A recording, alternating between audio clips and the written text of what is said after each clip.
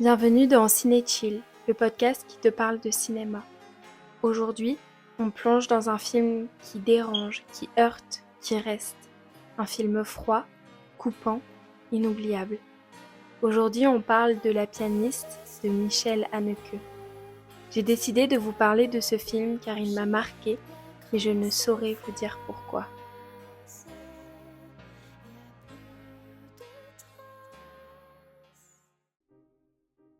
Le film La pianiste, sorti en 2001, est l'adaptation du roman éponyme d'Elfriede Jelinek, désolée pour la prononciation, prix Nobel de littérature. Mais ce n'est pas une adaptation douce, c'est une chirurgie froide du texte. Haneke, fidèle à son style, refuse tout artifice, toute chaleur inutile. C'est pourquoi ce film est si marquant. Dès les premières secondes, le ton est donné. Une lumière blanche, presque maladive, un appartement silencieux, deux femmes qui vivent ensemble dans une promiscuité violente. Erika Kohut, interprétée par Isabelle Huppert, rentre chez elle. Sa mère l'attend, il ne se passe rien, et pourtant, tout est là. La tension, la maladie, la prison. Dans un premier temps, qui est Erika Kohut ? Schubert et Schumann sont mes deux préférés, c'est tout. Et de plus, mon père est mort complètement fou à l'asile de Steinhof. Erika n'est pas une héroïne. Elle est un mystère, un bloc de glace, une plaie fermée à double tour.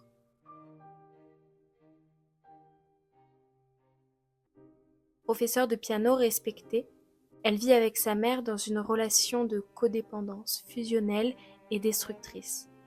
Elles dorment dans la même chambre, elles se disputent et se battent violemment, mais ne se quittent jamais. Erika est enfermée dans l'excellence, dans la technique, mais sous cette surface lisse, il y a une vie intérieure torturée, honteuse, frustrée. Sa sexualité n'a pas de langage doux. Elle n'a pas connu la tendresse, le soupir. Elle ne connaît que l'observation, la mutilation, le voyeurisme. Elle se blesse et s'enferme.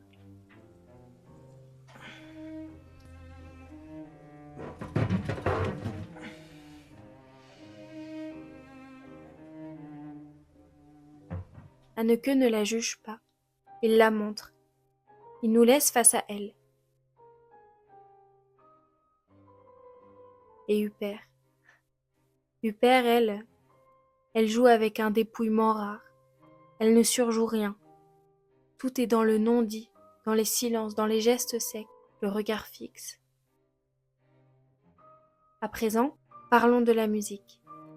La musique classique occupe une place centrale dans le film. Mais ici, ce n'est pas de la musique comme art libérateur. C'est la musique comme discipline, torture, comme miroir du contrôle. Erika enseigne Schubert, Schumann, Beethoven, mais elle le fait avec froideur, dureté, comme si la musique devait se plier à son exigence, à sa souffrance. Piano, C'est exact. Et puis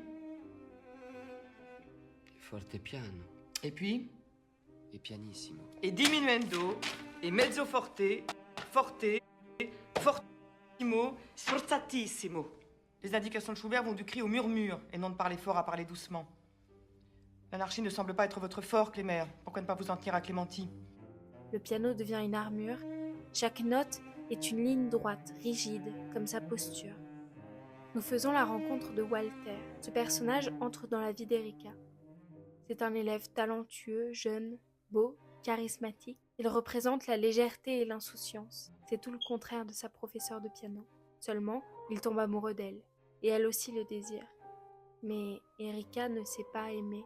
Elle ne sait que contrôler, écrire, scénariser. Alors, elle lui remet une lettre de soumission, une sorte de contrat où elle décrit avec précision comment il devra la dominer, la forcer, la détruire. Je ferai parvenir mes instructions. Par écrit. Ou de vive voix. Ou peut-être par téléphone.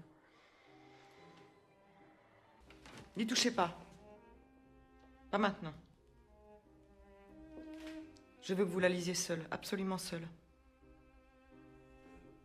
Mais Walter n'est pas un bourreau. Il ne comprend pas, il est dépassé. Et face à cette femme inaccessible, il bascule. Et il la viole, chez elle. Et le pire, c'est qu'Erika l'avait presque demandé.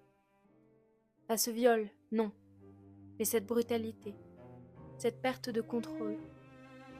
Comme si la seule façon pour elle d'aimer, c'était de disparaître.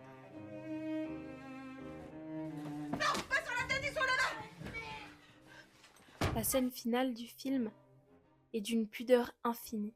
C'est l'une des scènes les plus perturbantes de ce film. Pas de grands cris, pas de musique dramatique, pas de mort spectaculaire. Erika, dans le hall du conservatoire, se plante un couteau dans le cœur. Et elle sort, sans expression, et le film s'arrête. Ce geste n'est pas un suicide, c'est un refus. Le refus de vivre dans un monde où elle ne trouve pas sa place. Le refus de continuer à être regardée, à être pénétrée sans être aimée. Alors maintenant, que dit ce film ? La pianiste parle bien plus que d'une femme blessée. C'est un film sur la répression du corps féminin par la norme, la famille, la musique elle-même, sur le désir féminin qui ne trouve pas d'espace sain pour s'exprimer, mais également le poids des mères, de l'éducation, du silence, et aussi et surtout la solitude absolue de ceux qui ne savent pas aimer, mais qui crient à l'intérieur. Ce film est difficile, mais selon moi, il est essentiel. Il ne flatte pas, non. Il ne caresse pas non plus, il regarde, brutalement, froidement, et il nous oblige, nous aussi, à regarder. Pas très bien écrite, je sais. Je suis pianiste, pas poète. Et après tout, l'amour repose sur des choses très banales, non? Je crois que vous êtes un bon professeur. Merci.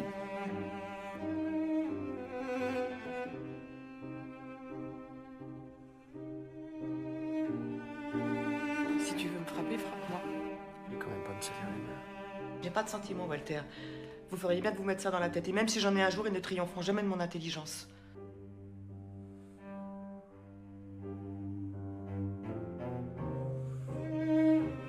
Schubert et Schumann sont mes deux préférés, c'est tout. Je désire de prendre des couches depuis des années. C'est quoi ta couleur préférée? Tu me l'as pas encore dit. Ta gueule. Merci d'avoir écouté cet épisode de Ciné Chill. Si ce film vous a touché, blessé, remué, vous n'êtes pas seul. On se retrouve très vite pour d'autres épisodes, pour d'autres voyages au cœur du cinéma. Et surtout, prenez soin de vous.